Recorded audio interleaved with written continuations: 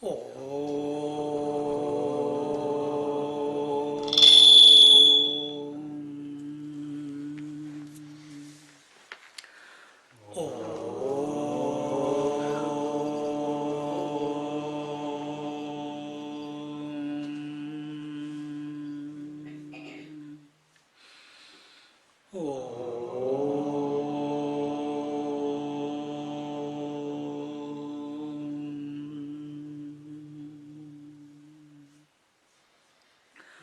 गुरुर्ब्रह्मा गुरुर्विष्णु गुरुर्देवो महेश्वरः गुरु साक्षात् परं ब्रह्म तस्मै श्री गुरवे नमः तस्मै श्री गुरवे नमः तस्मै श्री गुरवे नमः. We are in Panchadashi, chapter 11, verse number 94. 99. Hey? 99.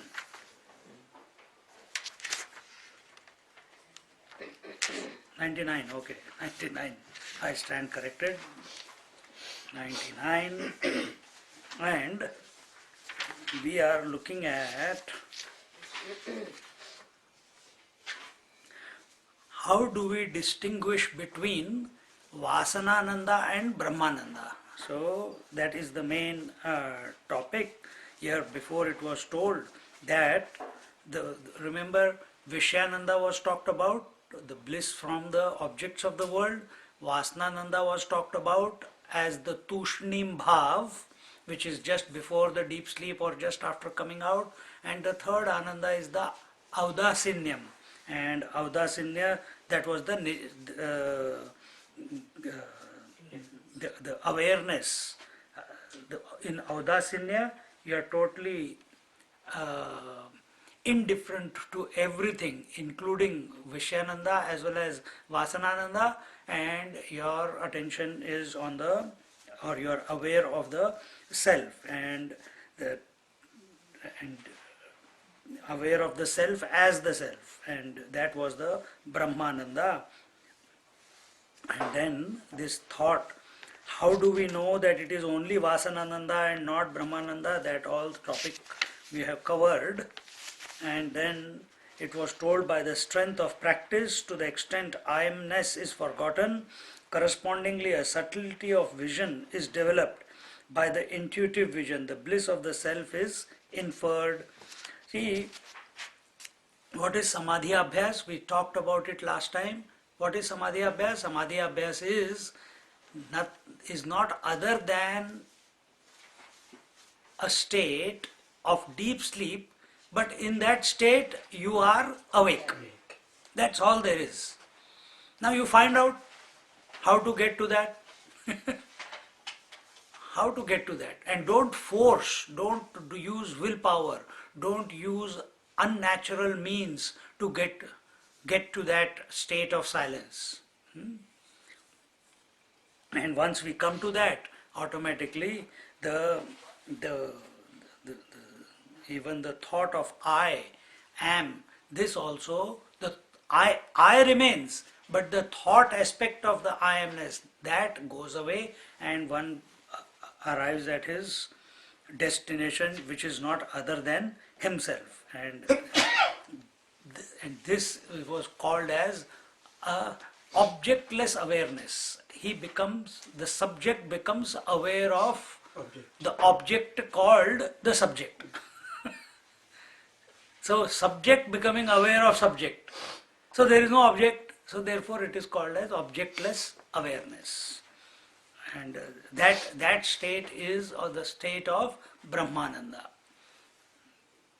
Now we are coming to this, what is this bliss? It is further defined. Sarvatmana vismrutas san, Sarvatmana vismrutas san, Sukshmatam paramam vrajet, Sukshmatam paramam vrajet, अलीनत्वात्मनिद्रैषा अलीनत्वात्मनिद्रैषा ततो देहोऽपि नोपतेत् ततो देहोऽपि नोपतेत्.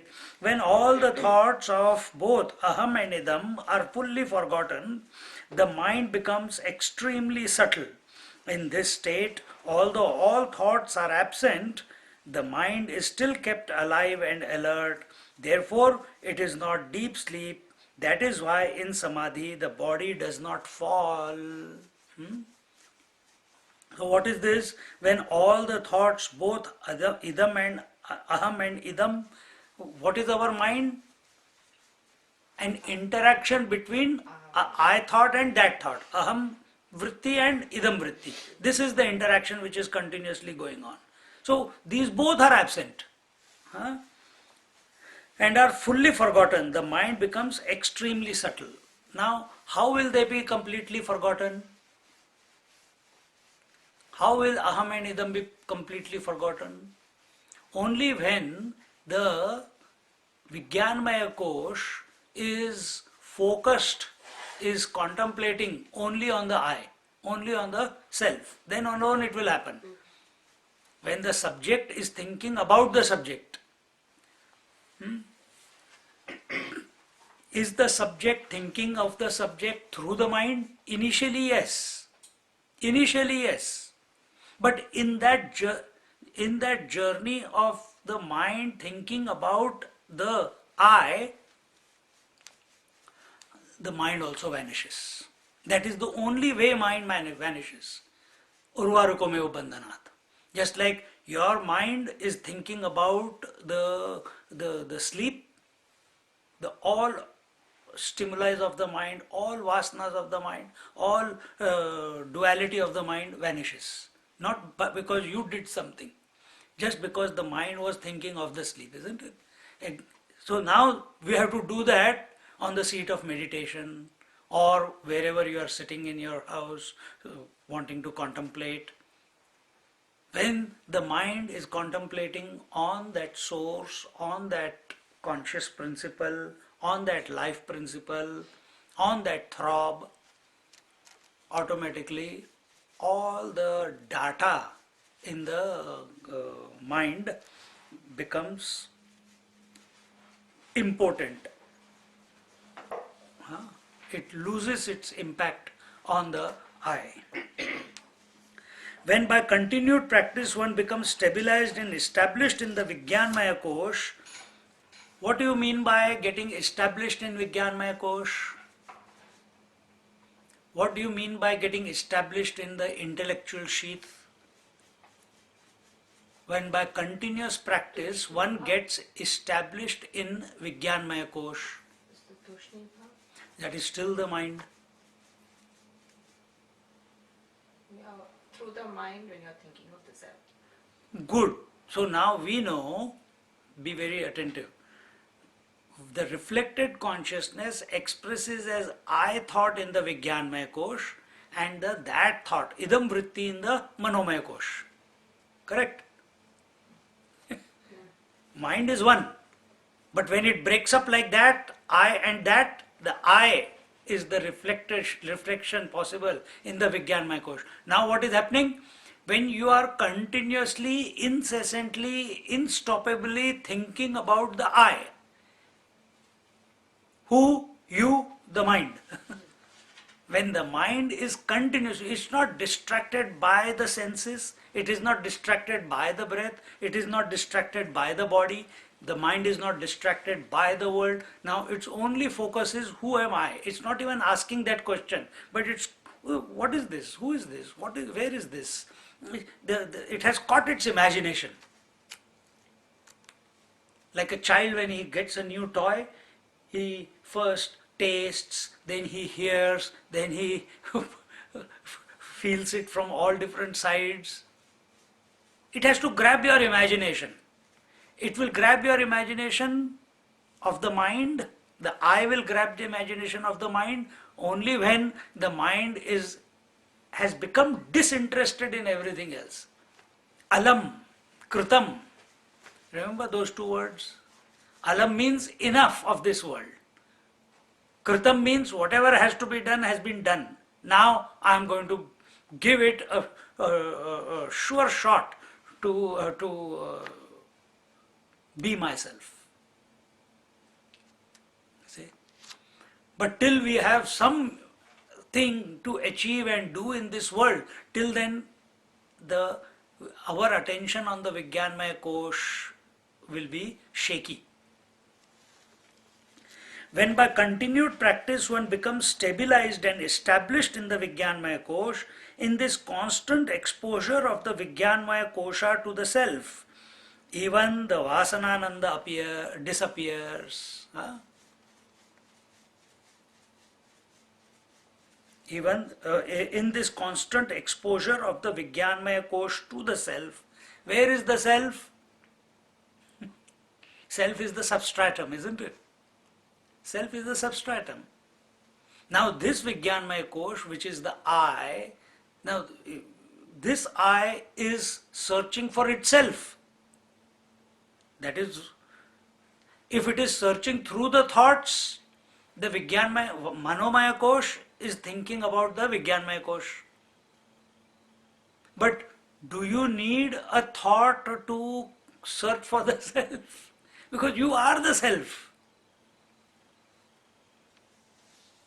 See? That is why people keep going back to the sleep, people going back into wanting to go back into meditation because it gives them that bliss, that, as you said, the Tushnim Bhav. When does Tushnim Bhav come? When the Vijnanmaya Kosh is contemplating upon or is facing towards the self, as if.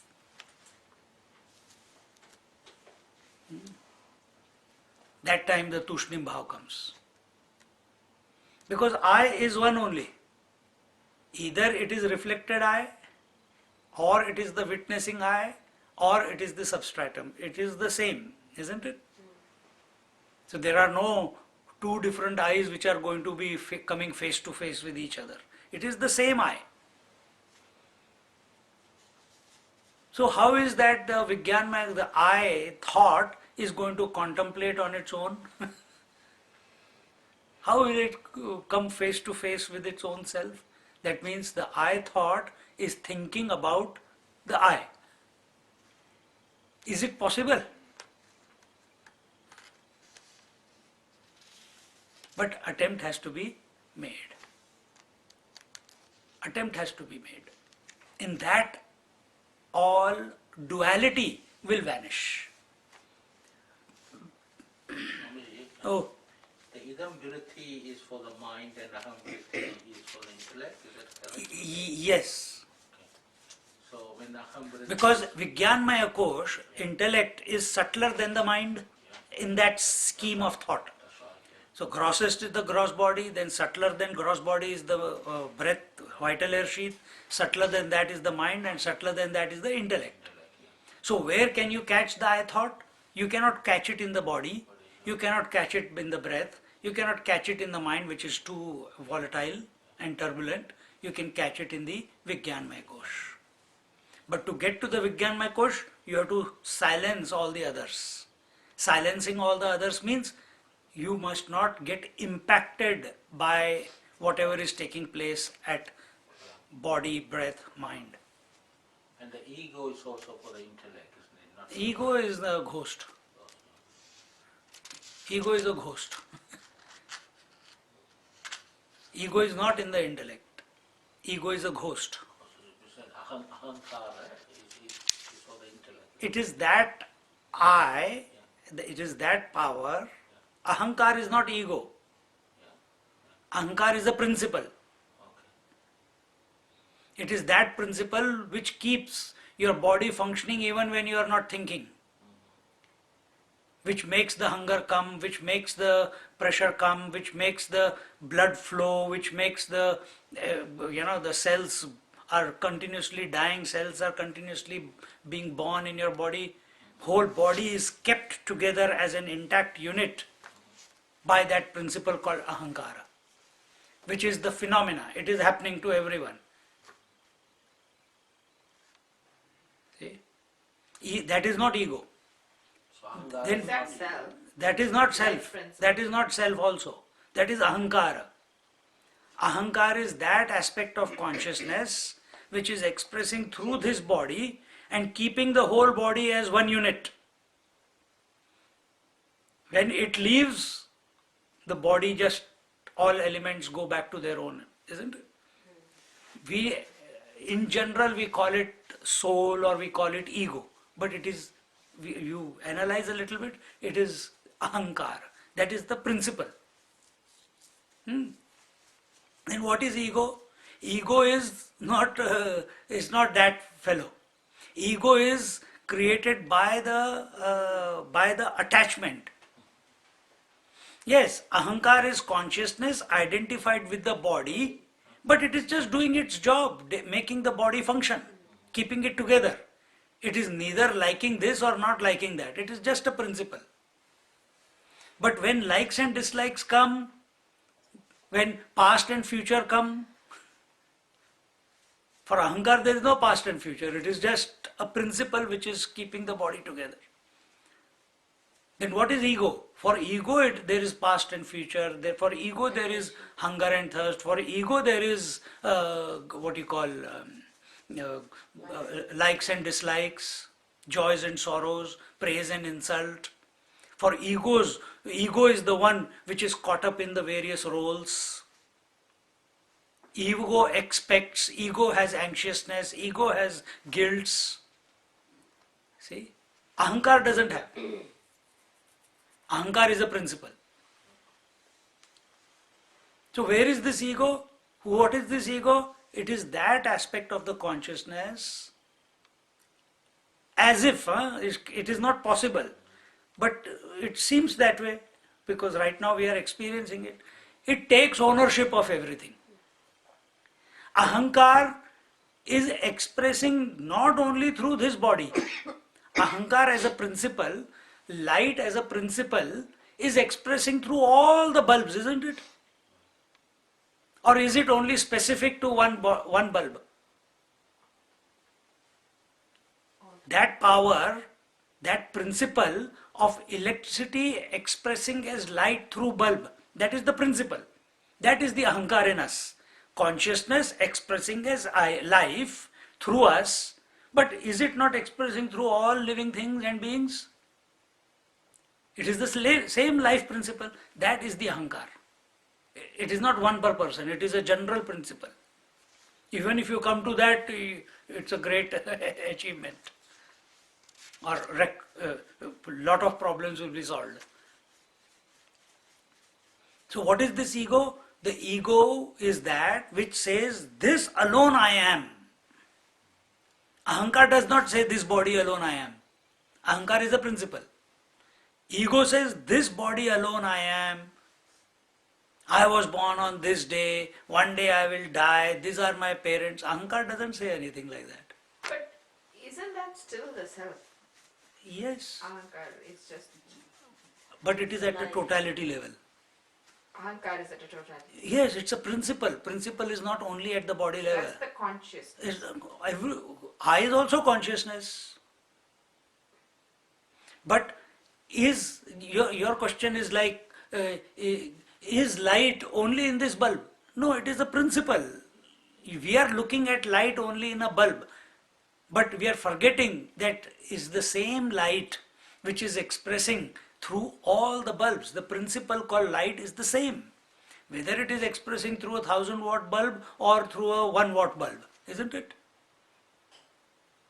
So that principle, that capacity of electricity to express as light, that capacity of consciousness, pure consciousness, absolute reality, to express as life.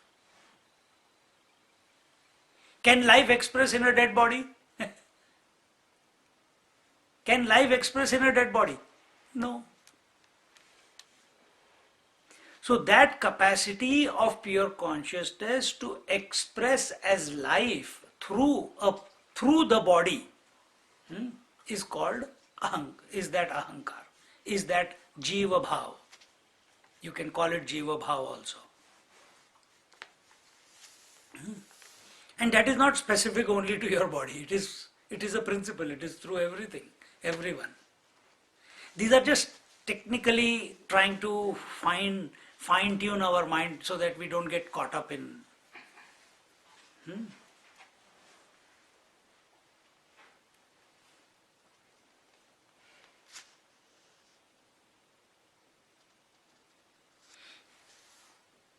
Even the Vasanananda disappears, the Vijnanmaya Kosha along with Chidabhasa, and in due course the Ahankara also gets totally negated. Totally negated? You come to a position in yourself that where there is no duality ever possible. Mind is silent, there is no objectification, the subject is contemplating on the subject, and in that moment it just gets sucked, as if, I'm using the word sucked into itself. There is no sucking or sucking out, but you just come to abide in yourself. And at that moment, everything, the ego, the ahankar, the individuality, the whatever, the duality, the dualism, everything vanishes. Because where is all that present? Only as long as the mind is, isn't it? If mind itself has become silent, then all that is not there. Paramam sukshmadam vrajet, then one attains a high degree of sensitivity, which at its highest point is called intuition, where there is no effort to know or do.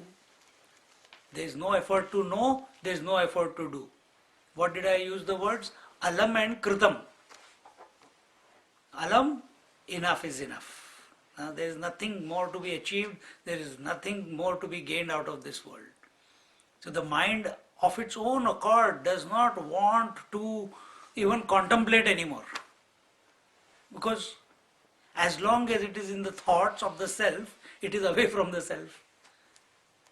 As long as it is thinking of the self, it is not the self.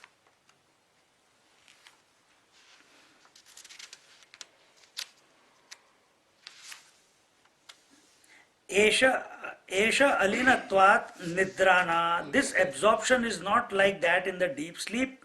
The deep sleep state is ahankara pradhan, where ahankara is still maintained and remains on coming out of deep sleep.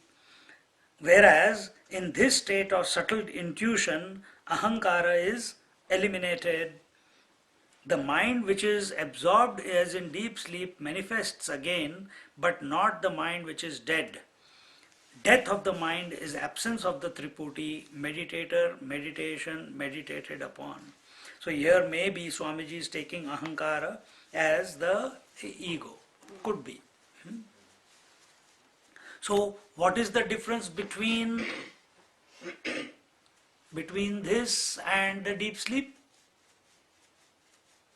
When you go into deep sleep, the world, the mind becomes unmanifest, but it again manifests just as it was before.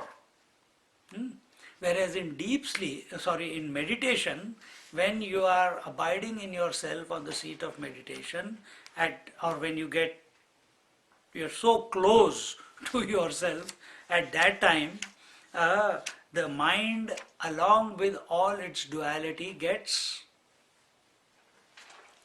negated, or it makes it impotent, the impact of them. So when this person comes out, his experience of the world, because samadhi will only last for some time, it will not be permanently for the rest of your life.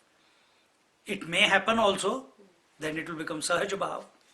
But if he comes out, then his vision of the world is transformed. It is no longer the same. The world is the same, but his interaction with the world is absolutely different. When we wake up from the deep sleep, we still go to work, we still go complain, we still are getting hungry, we still want this, we still want achievement, we still want to increase our the portfolio, we still want to do this or do that. But after a person comes out of meditation, his mind is naturally silent. Doesn't want to get disturbed, doesn't get disturbed on any account.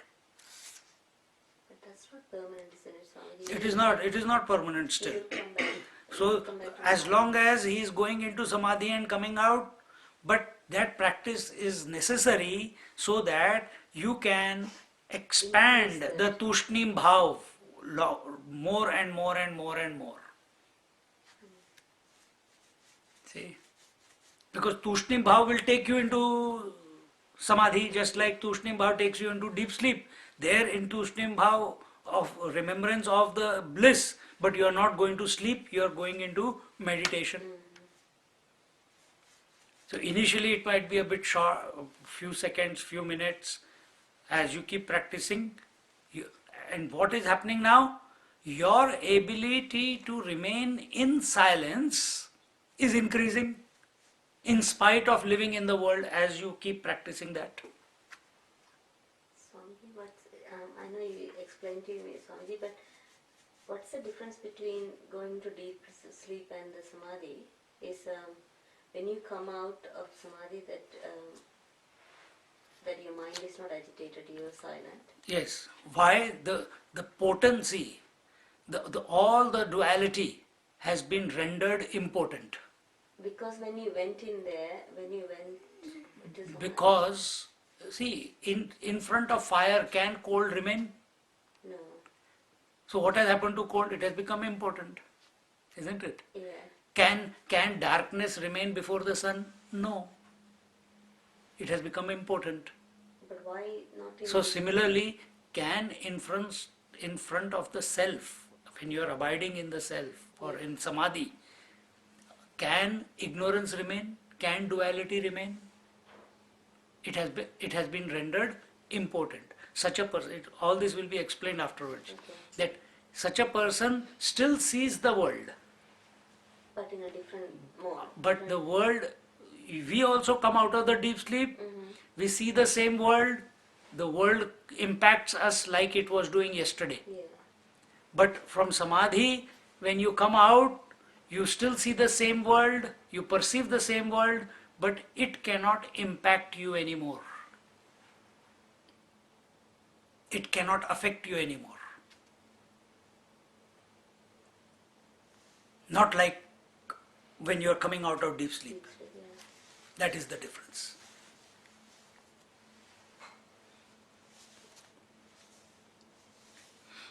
So death of the mind is the absence of the Triputi. So what is this death? Mind is a product of Triputi.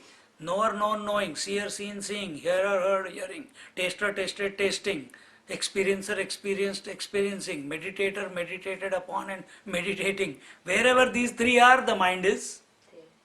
But when you have got in deep sleep, is there any mind? It has become unmanifest. There it is an inert state. You come out. Therefore, the Triputi which they are still intact.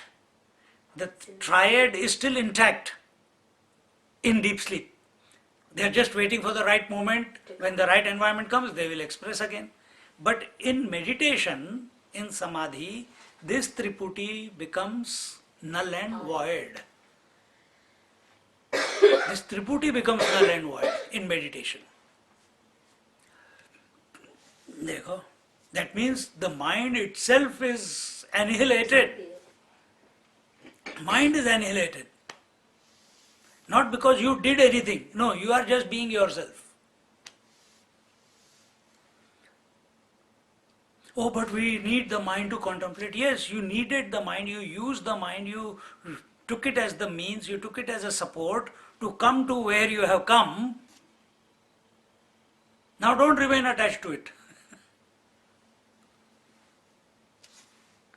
The mind will still continue to call your husband as husband, your children as by their names. It will still go and eat. It will still go and do whatever it has to do.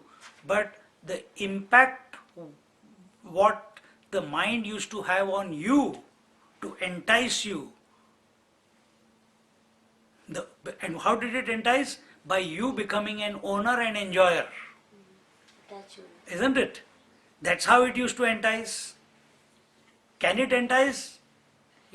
Can mind, which is itself inert, can it do anything? No. but you got identified with the mind and became the doer and the enjoyer. But now that is the intensity of the mind, the impact of the mind, the potency of the mind has been what you call neutralized by coming to yourself, by samadhi abhyas. Therefore, the body does not fall down in meditation, in deep sleep. Why it doesn't fall down? So when we are sitting in meditation, we keep going down like this. Why? Because there is no owner of the body. Once it takes a position, it remains in that like a rock. So, when will it go down? Vasanananda, it will go down. Tushnim bhav, it can go down. What are they? Remembered bliss. So it is going on. What is remembered bliss? Anandamaya Kosh. So, true meditation, so this is a sign that is given, that in deep meditation, tataha deha na patet. That means the body does not fall down. For the one who is sitting in himself. The bliss of Brahmananda is defined. This is the third stage. So first stage we told you about was Vishayananda. He explained. The second stage was this 99th verse, which was the going beyond the Vasanananda. And now it comes to Brahmananda. Nadvaitam bhasate napi, nadvaitam bhasate napi, nidra tatrasti yat sukham, nidra tatrasti yat sukham, sabrahmananda ityaha, sabrahmananda ityaha. Bhagavan Arjunam Prati, Bhagavan Arjunam Prati. When there is neither duality nor deep sleep, the bliss experienced in such a state is the bliss of Brahman. This was declared by Bhagavan Shri Krishna to Arjuna. See, our one problem is that we want an experience of realization. God realization means what? God must come to me. Self-realization. The self must reveal itself to me. But how do you know that? But you are the self. It's immediate, as we saw in Aparoksha Anubhuti. But then why is it not taking place? Because you want to objectify the self. You are looking for some experience to take place. That this will tell this, I think it will be like this when I am realized, or it will be like that when I am realized. Nothing needs to happen. Self is ever. It is self-effulgent. It is self-existing. No other thing other than the self can prove it. So if we are on this journey from Vishayananda to Vasanananda or Tushnim Bhav to Brahmananda, now what has happened when we are on the seat of meditation? We are talking about Samadhi. The mind has become empty, and if you are alert, if you are conscious of the empty mind, I'm not saying that you are conscious of the empty mind, you are looking at the void. No. You are aware that is there, but your attention is you are aware of the self. Just like I am aware of you all, but I am also aware of the rest of the room. So you are aware of yourself. Now you will say, oh, but if apart other than the self, nothing else remains. That is called the Chidakasha, conscious space. This is the conscious space which is experienced in Samadhi Abhyas.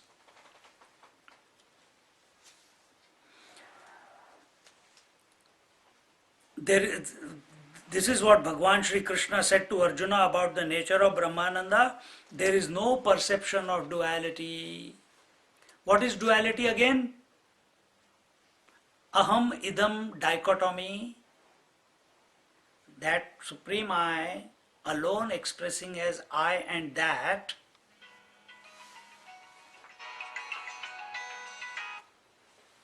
as I and that, is the duality, isn't it? Now this duality is no longer present in so does do the opposites exist for this person? Yes. When he comes out, opposites will continue. Man, woman, up, down, east, west, sunrise, sunset, they will appear. But there is no Attachment. there is no disturbance on account of that. See? Where is our disturbance? Because we get attached to. If the cat comes here and disturbs you all for some time, first you will just see how beautiful she's come for the satsang, etc., etc. Then she comes and climbs on you, or then immediately it becomes a source of disturbance. So catch in your mind, one moment she was not a disturbance, the moment you expected a certain result from her, she became a disturbance, isn't it? Before it was okay. Even now she is somewhere, she is not a source of disturbance. Similarly, the whole world is there, it is not a source of disturbance. The moment you own it, the moment you identify with anything, whether it be world, whether it be body, whether it be hunger, thirst, whether it be likes or dislikes, whether it is objects in your mind, whether it is memories, whether it is expectations, at that very moment duality begins. You start becoming miserable. Before everything was fine. The world is essentially of the nature of duality and dualism, sukha dukkha, etc. This is its nature, and there is nothing that jiva can do to change that quality. So, even after samadhi abhyas, where you have touched yourself and now you know the bliss of the self is more potent than the bliss of the objects of the world or the bliss of memories, once you come out of it, the disease will be still there, joys and sorrows will still come towards you. They will still come, but there is no owner of it. That is what they are talking about. There is no owner born. That means there is no commenting on it. There is no self-pity. There is no justification. There is no passing comment. Why? Because if I move away from the pain and I try to find a state of no pain, I'll be happy for some moments, but it will be only temporary. But I have already experienced that infinite bliss that nothing in this world can compare. Everything put together cannot be equal to that bliss that I have experienced, isn't it? Consciously. Therefore, this transformation takes place.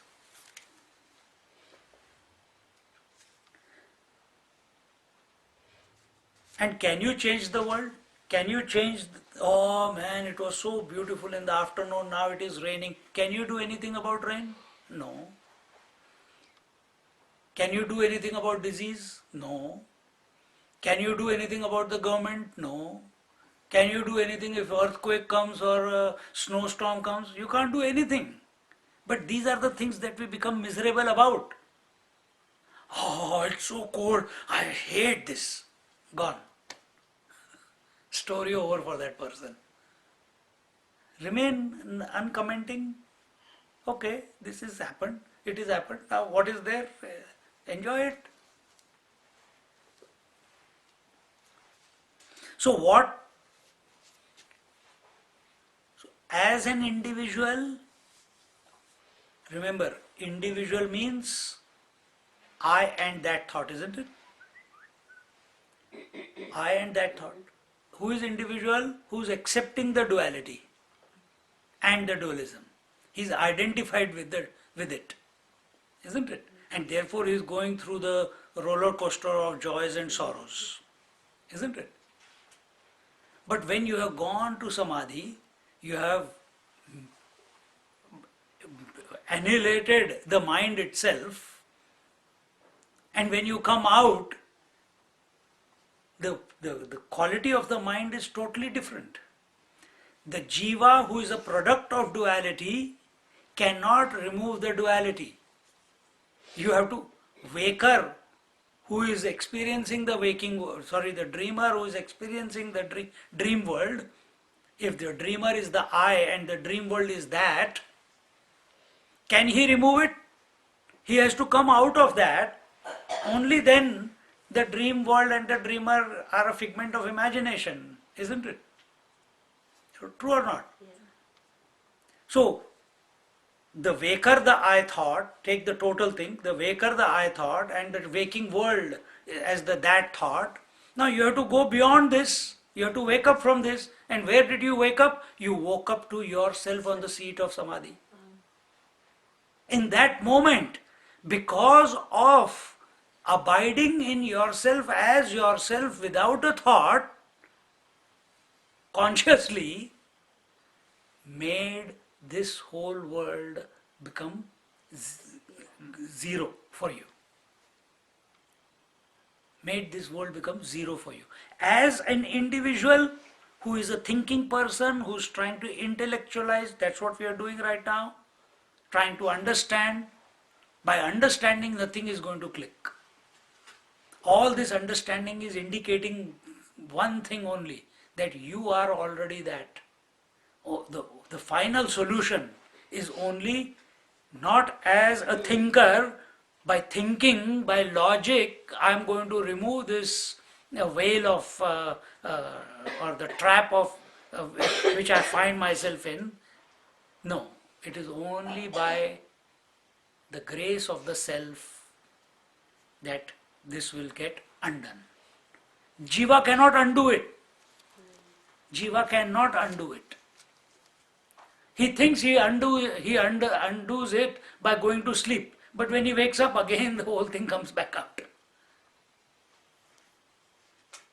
So it's almost like an escape.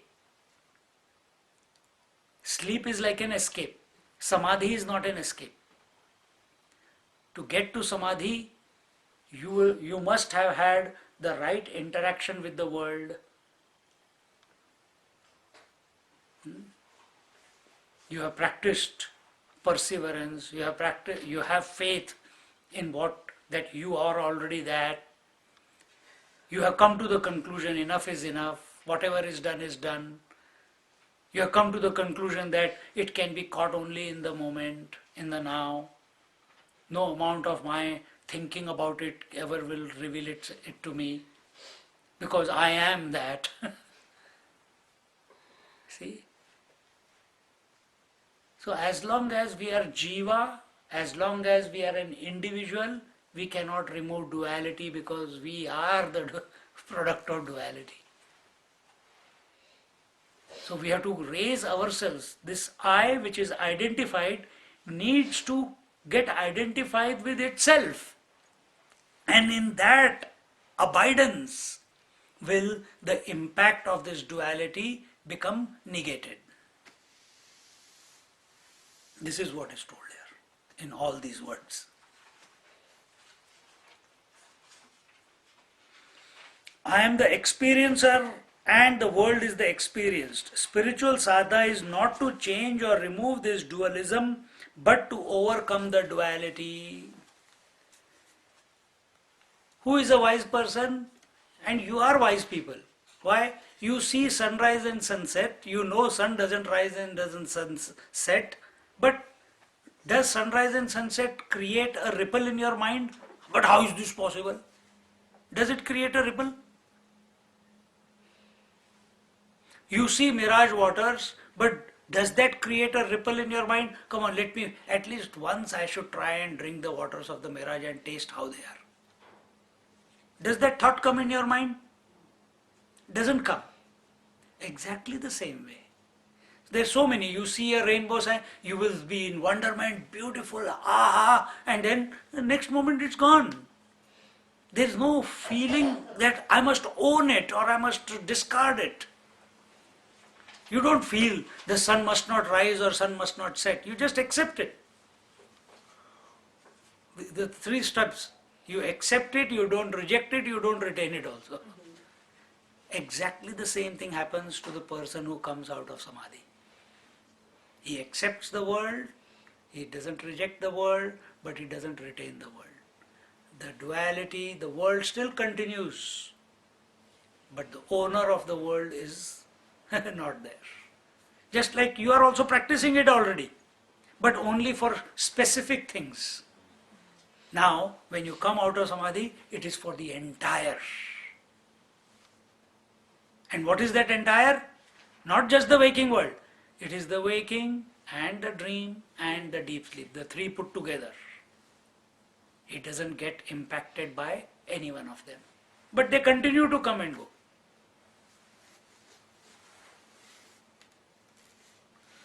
Once this duality is overcome, the knower known difference is obliterated, the duality is perceived although not real, like the blueness of the sky, nor is it deep sleep. So it is not the deep sleep state also. Why? Deep sleep state is inert. Deep sleep state, you did not know that you were in sleep. But here in samadhi, you are and you know your mind is empty. You are aware of it. You are absolutely alert. With no thoughts. You are absolutely alert, you are absolutely vigilant with no thoughts. So, you are. And you are not because you are thinking, not therefore you are. No. You are even though there are no thoughts. Yat Sukham Saha Brahmanandaha, the bliss in which there is no experience or duality and which is not deep sleep either, is Brahmananda or the bliss of Brahman. Now this is the signage that is given to us. This is the signpost. What is that? Two things. The bliss in which there is no experience or duality. So when you are on the seat of meditation or moving, there is not, your bliss is not because of something or because of nothing. It is not because of the presence or absence of something or the other. That bliss and also that bliss which is not deep sleep either, and it is not inert sleep also. Such a person is experiencing Brahmananda. And this you are experiencing many times during the day. Really? This you are experiencing many times during the day.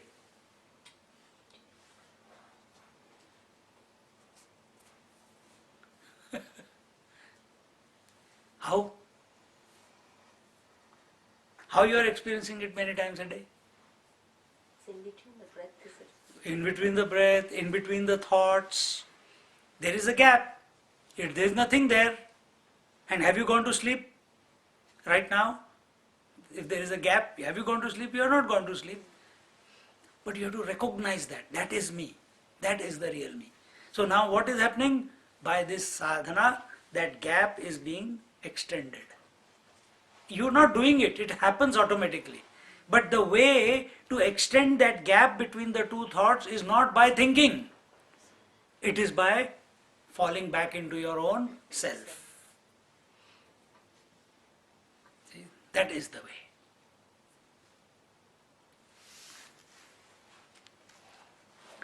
Sukham means the superior glory of the highest space.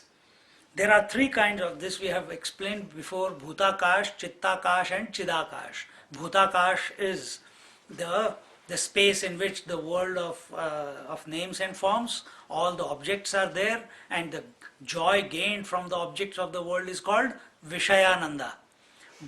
Chittakash Chittakash is the space of the mind which includes the gross space, and here the bliss that is experienced is Vasanananda. Remembered bliss, or bliss from the thoughts in the mind. And the last is Chidakash. Chidakash is that conscious space which includes the mental space, which already included the gross space. And this conscious space is that which is in which there is no knower and known, there is no seer and seen, there is no experiencer and experienced, there is no I thought and that thought, only Chit Ghana, only pure homogeneous mass of conscious bliss. That's all there is. And that's what you essentially are.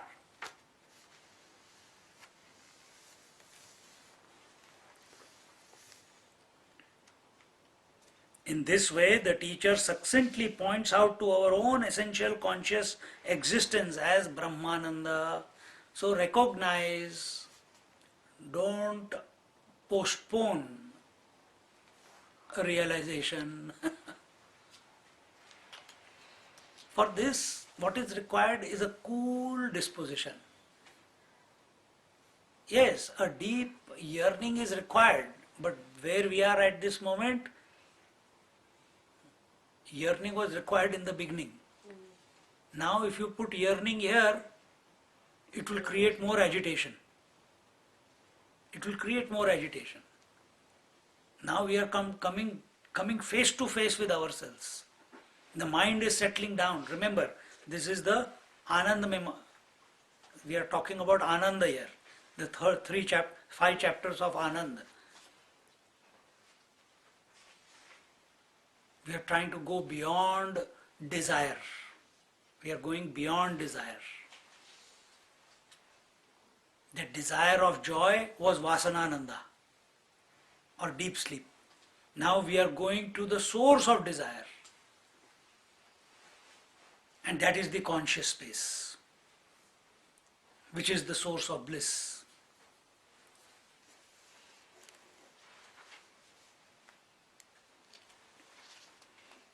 So for this, as I said, you need to have a cool mind, and just wherever you are sitting, whatever you are doing, all we need to do is just be aware of ourselves.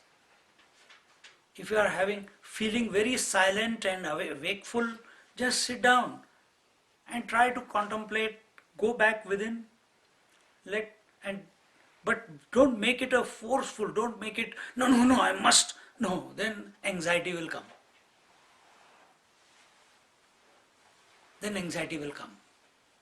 Don't make it a willful journey. If willful journey, then action will give rise to reaction also. So no willfulness. Why? Willfulness is in the mind, isn't it? And you are expending energy. So if you put energy in this manner, there will be energy, opposite reaction also there. But what we are coming to, or what we are seeking, is already there. It has never gone away. We are trying, while we are thinking, while we are going through these verses, continue to maintain that disposition. Maintain that poise. Watch the I thoughts, watch the that thoughts. Don't get caught up in anything.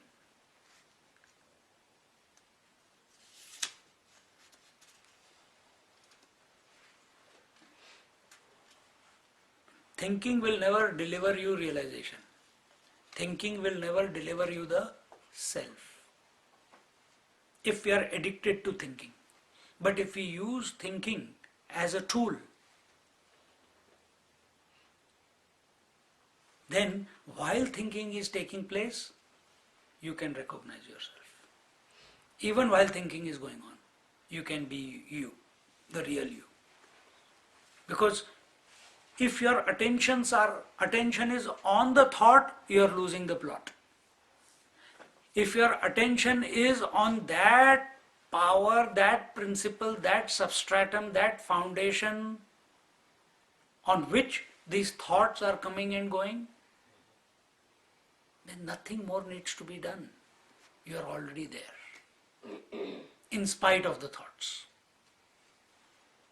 In spite of the thoughts. Now this is the extra thing, extra or angle which is being explained. That Anand is not something that you have to gain or seek. You are the source. Brahmananda, you are the source. You are the Brahmananda. You are the bliss. Stop seeking bliss from outside. Stop seeking bliss from memories. Because you are the source of bliss. You are as the bliss.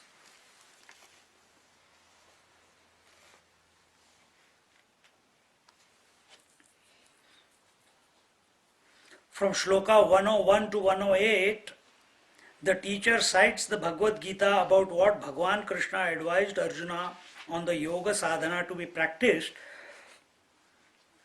in order to realize this bliss of Brahmananda. Yet another approach is, because to authenticate the thought, the scriptures are being quoted. So here Bhagavad Gita is being quoted. Now this is the sadhana aspect, practice. Shanai Shanai Ruparamed, Shanai Shanai Ruparamed, Bodhya Dhruti Gruhitaya, Bodhya Dhruti Gruhitaya, Atma Sanstham Manakrutva, Atma Sanstham Manakrutva, Nakinchidapi Chintayet, Nakinchidapi Chintayet. The mind should be focused on the self with the help of patient and steady intellect, slowly and steadily. Therefore, thereafter, one should not think about anything at all. I was just preempting the next thought. Be cool, be steady, without any agitation in your mind, without too much force, without too much expectation, without any memory. No, it must be like this. No, without any expectation of any experience, without any expectation, oh, I think I'm thinking right now, this is the way to go to the self. No, whether you think right or you think wrong, the self is still there. You are still there. For that you have to cool down, calm down, slow down. And how do you slow down? Slowly. Don't forcefully slow down. You can slow down many different ways. Bang your head against the wall, mind will slow down for some time. Isn't it? Through pranayam also mind can slow down. Through japa sadhana also mind can slow down. Or you can forcefully not allow the thoughts to come into your mind. That also is possible. You can go and do tratak, look at a fire, a flame, a candle flame, or you put a dot on the wall and keep looking at it forcefully. Don't. This is the yoga way. Mind will become silent. But it is not healthy if it is not given the next direction. Here we are not going into all that. No artificial business. Find wherever you are, however you are, whatever you are doing, just keep shifting attention. What is that because of which eyes are seeing? What is that because of which my hand is moving? What is that because of which I am even asking this question? And I asked this question, I know I asked this question. So this thought, this question is made up of series of words. Now these words did not know themselves. Someone else was knowing these words. Slow down. Let me think. How is it possible? Who is this fellow? Who knows? Don't worry about the thoughts. Even while you are thinking, who is this fellow? Where is this fellow? These are thoughts. you be the substratum. Slowly, slowly it will come to that.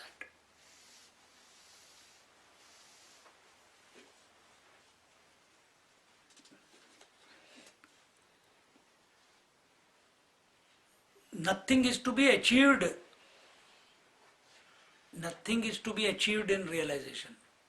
Nothing is to be achieved in meditation also. Then what is to be done then? Nothing needs to be done. In that doing nothing and remaining conscious, everything will get undone. Because that doing keeps the mind alive. If you set a goal, the movement towards that goal will be there, isn't it? If you have a destination to come here for class, then movement from your house till here is possible. Agree?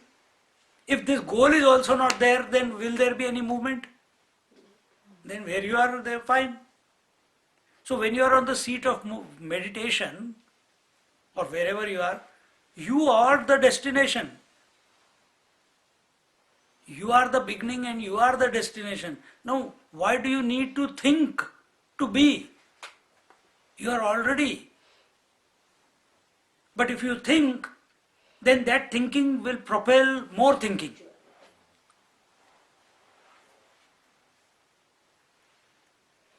It may. Scriptural thinking brings you to slow down the thinking, no doubt. But merely knowing the scriptures and being able to repeat it like a parrot and explain, give fantastic exposition on what is given in the scriptures, it is still barking against a wall. Slowing down of thinking or the words of the mind only happens when you are contemplating on the self as the self. When you fall back into yourself, then alone the mind slows down. Then alone the mind slows down.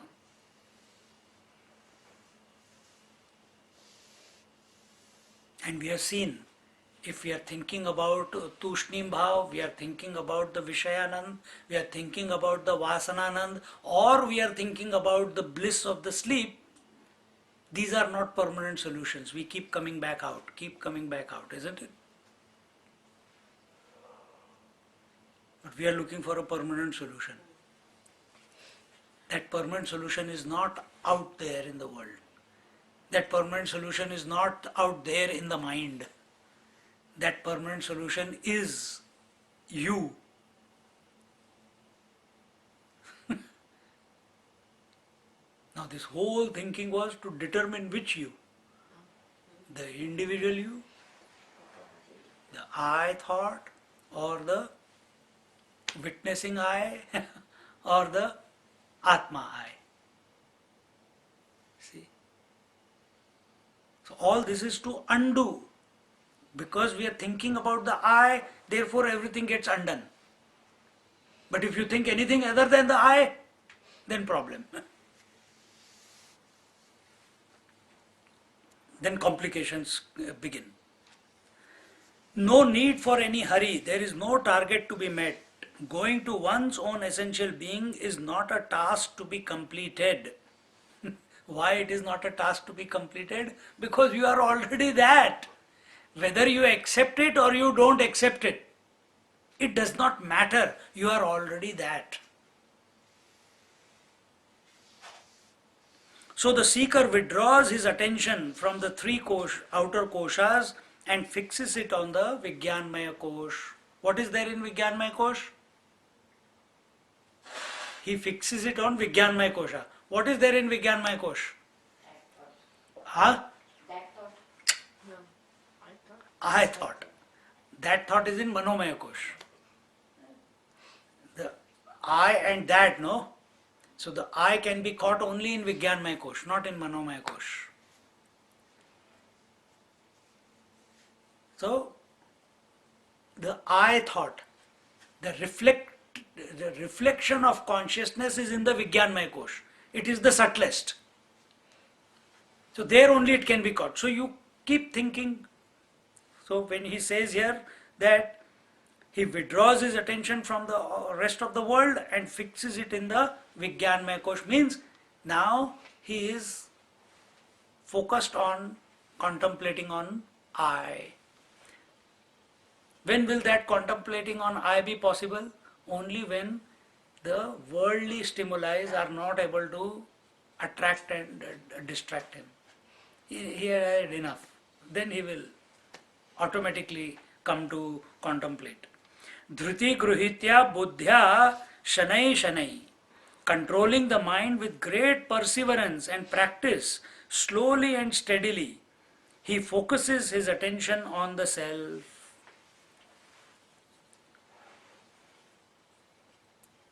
It's like an operation that you are doing. Initial stages. So many thoughts are there, and from so many thoughts you have to choose only one. What is that? The I thought. Even when you're thinking about that I thought, oh, but I should think it this way. Oh, but I think I should think that way. Oh, but I think I will do the pranayam and then come to that. No, maybe I'll do japa and then come to it. No, but I thought, why am I thinking about I thought? I am already that. You're still moving away from I thought. You are not staying with the I. Thinking these thoughts is not equal to thinking of I thought. Think.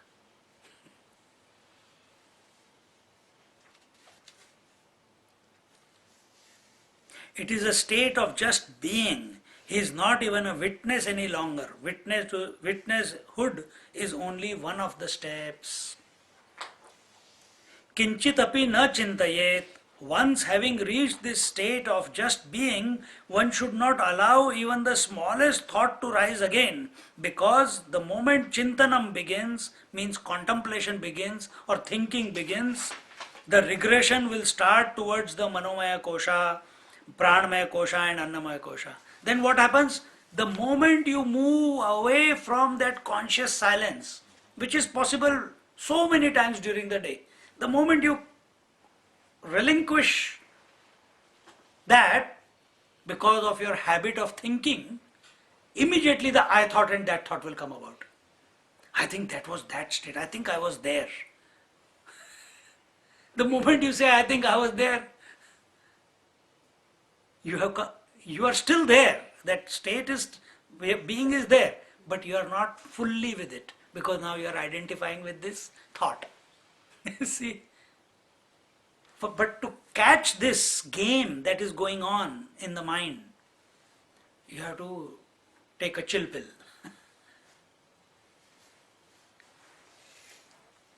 To go beyond. So just like out of deep sleep, first we become aware of I am, then we become aware of I am breathing, then you become aware of I am body, then you become aware of the world. Similarly, when you come out of, whenever you move away from the self, immediately I thought and that thought will become, and the interaction with I thought and that thought brings about the mind, and the moment mind comes, it will start including it will start interacting with all the stimuli that are coming. Is the journey outwards.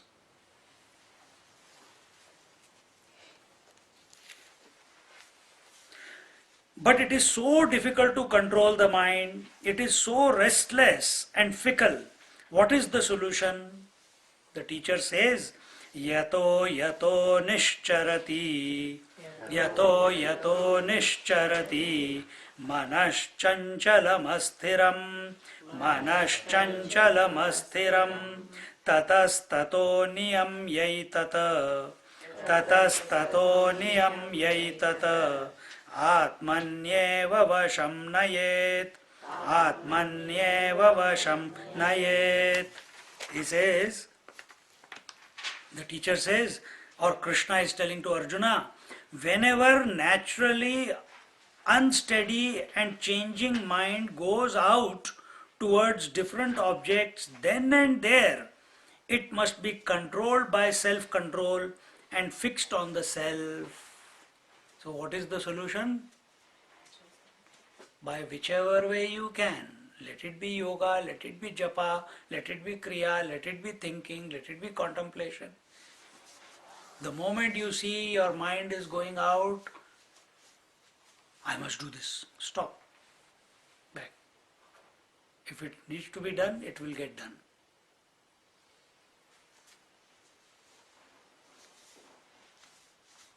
I think I have to do this, I have to do that, I have to go and pay the bill, or I have to go and do the grocery shopping, or I have to get the tire puncture fixed. One after the other. These things, it will keep disturbing you. When? Just when you want to be with yourself. All these thoughts will come.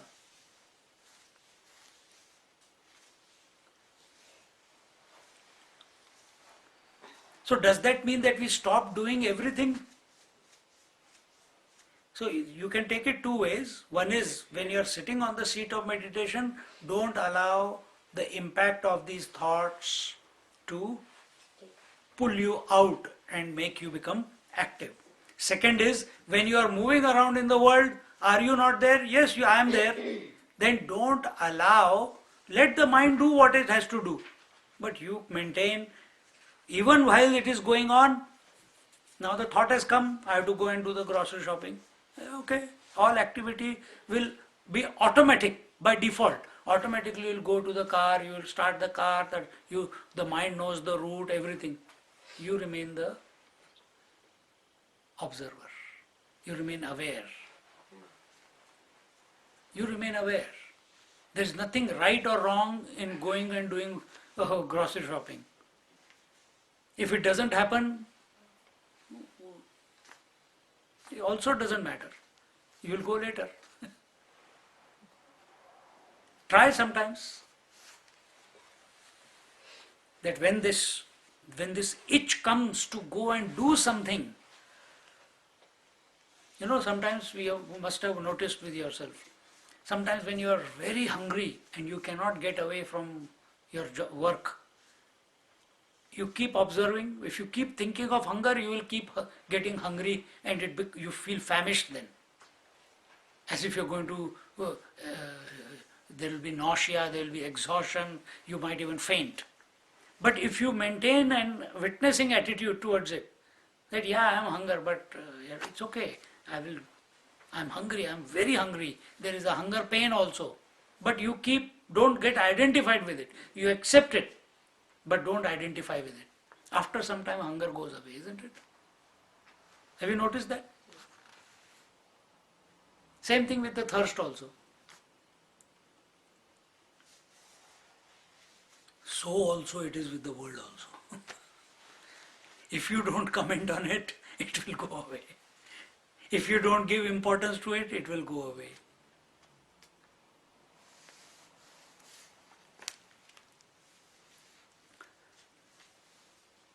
Yata yata chanchalam ashritam manaha nischarati. Whenever and for whatever reason the mind is reveling in the worldly thoughts, because it is the very nature of the mind to be restless and steady and unsteady, there is no need to get frustrated. See how beautiful it is? That is the nature of the mind. To think thoughts, and you are asking it not to think thoughts. Isn't that abnormal? Chitta vritti nirodha iti yoga. Abnormal. It's abnormal. Then, what do we do? Tata tata niyamya.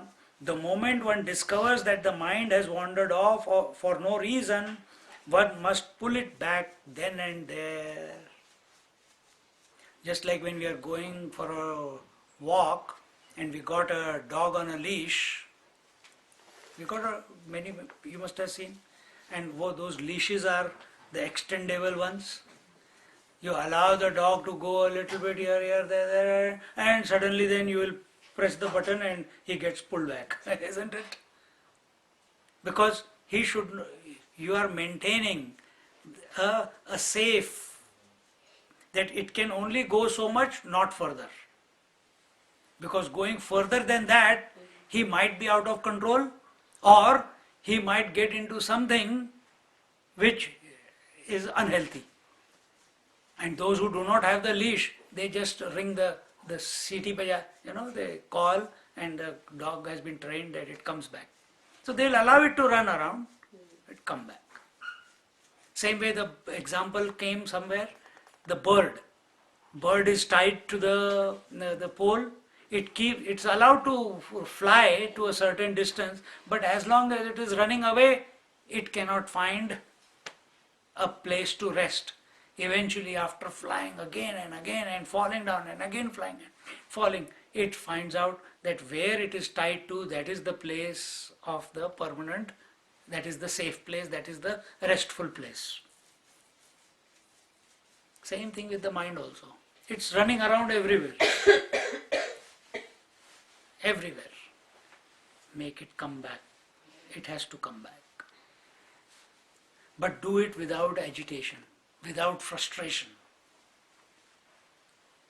Don't feel restless about coming back. In Bhakti Yoga, it is okay to be restless. Here you need a calm. It's a stage in Bhakti Yoga. That also not all the way.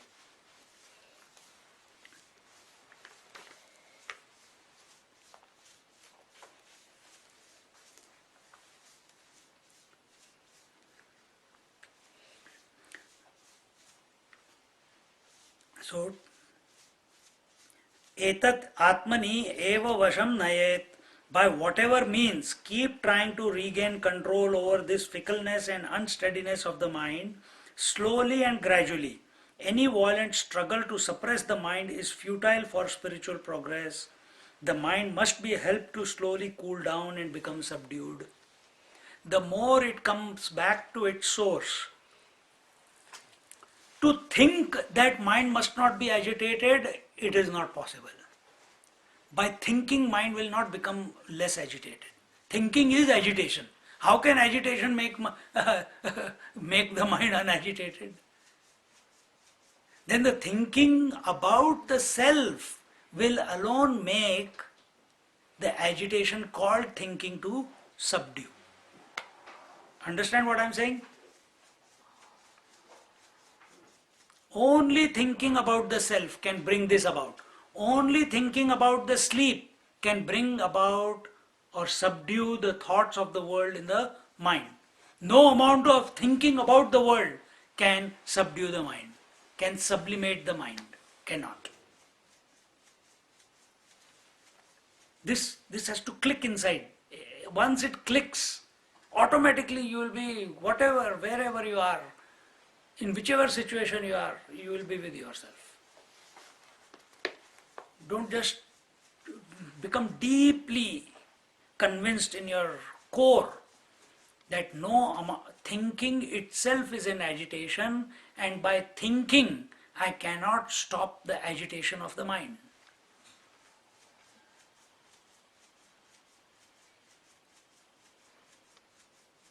Only by thinking about the self, yes, thinking about the self is still thinking, no doubt.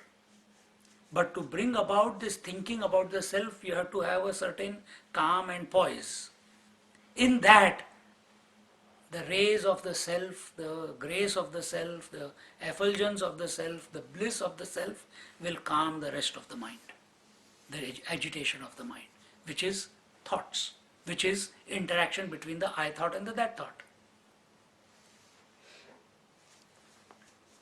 Only when we become subjective, this comes about.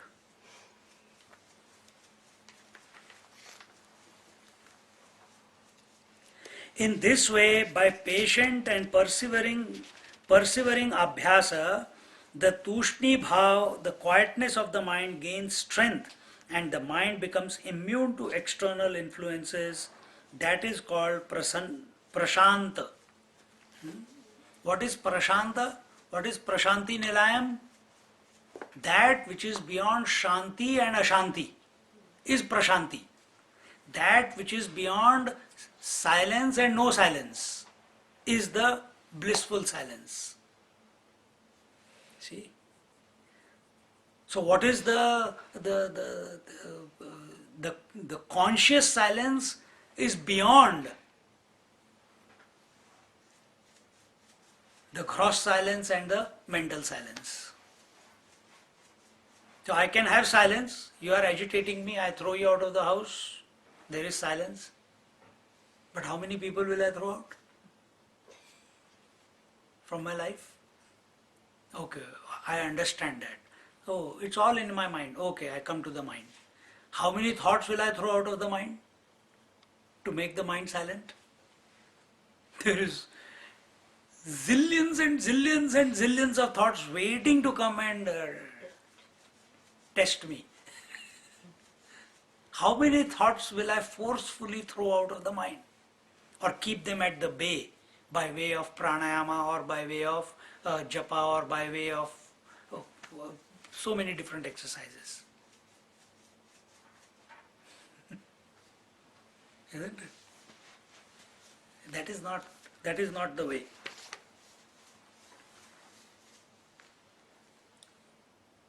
They will still come. Still more thoughts will come.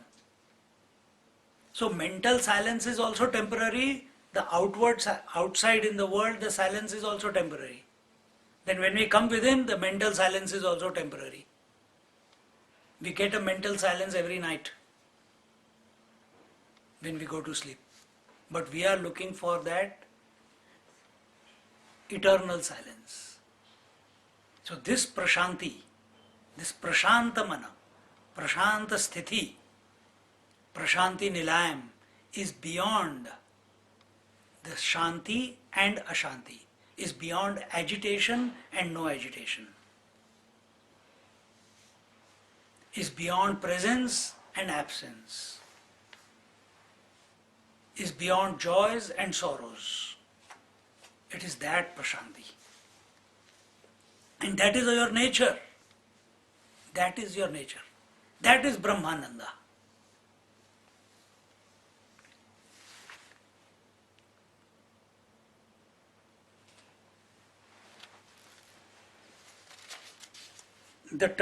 This term prashanta is used by Bhagavan Krishna in the next shloka. We'll see that verse in our next class.